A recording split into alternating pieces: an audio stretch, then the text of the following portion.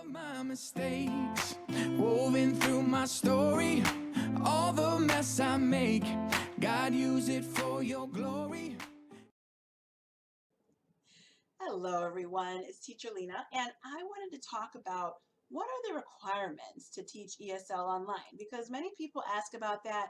They want to teach ESL online. It is a great opportunity to do this from your own home, outside of the time that you might work another job, if you want to do it part-time or if you want to do it full-time. It's a great opportunity, but there are some requirements to keep in mind.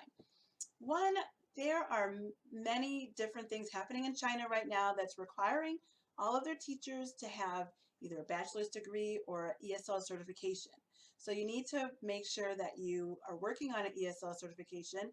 They want you to have that most definitely, and a bachelor's degree is usually the case. Okay, so you need to work on getting either a TEFL, which is a TEFL, or a TESOL, TESOL. These are just two of the certifications that I'm remembering at the time. There's a couple others, but you can get these online. You don't have to spend a lot of money for them, but you do need to have them. You can spend very little money if you search online. Actually, Groupon has a class that they sell that is very inexpensive. So you can look on Groupon if you want to get a TESOL. Bachelor's, you need to be very computer literate, okay? If you are working with these children, you want to make sure that you are very comfortable with the computer.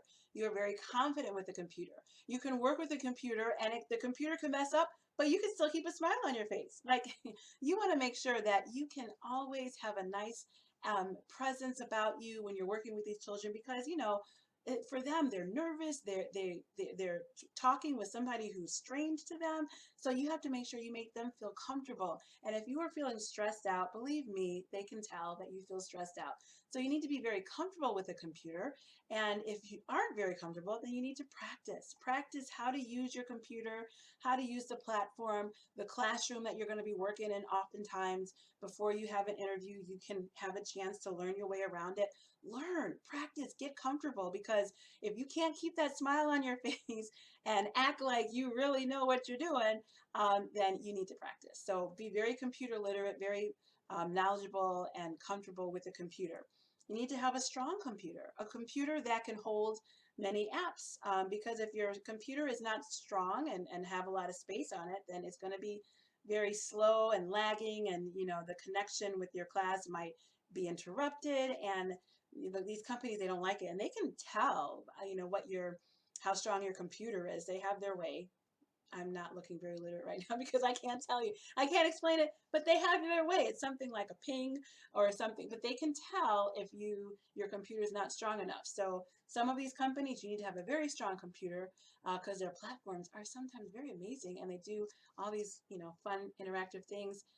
But if your computer is stalling, it's not going to be very fun and interactive on your computer. So you need to have a good computer. And Chromebook is not one that I would recommend having if you want to teach for more than one company, because it might work for one company, but then if you switch to another company, you can't get to it. I've had that happen. I went on a road trip thinking, oh yeah, I have a Chromebook, I'll be able to teach from it.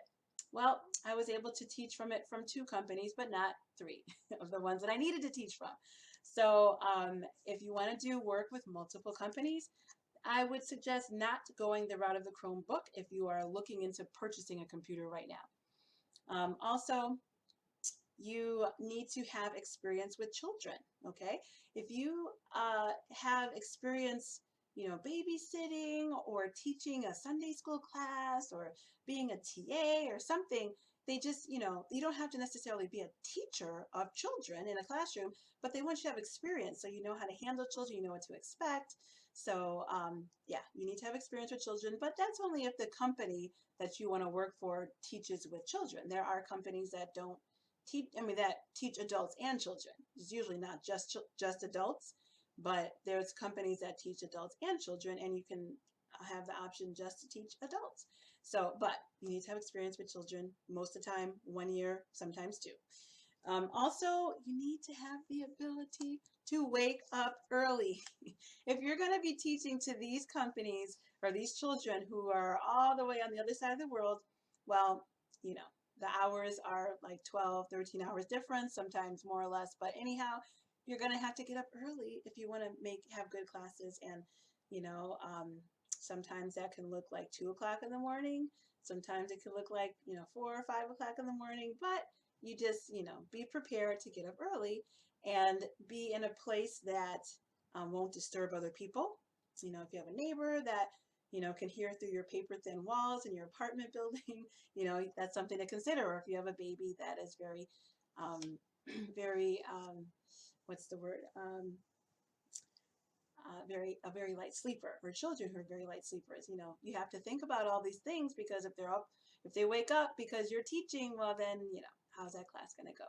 So it's something to keep in mind. I hope this was helpful, and I'd love to answer any questions that you have. Please feel free to leave comments down below and we can talk about it, or you can contact me directly. I'd be more than happy to talk to you. So thank you for watching, and I hope that you'll continue to subscribe to my channel. All right.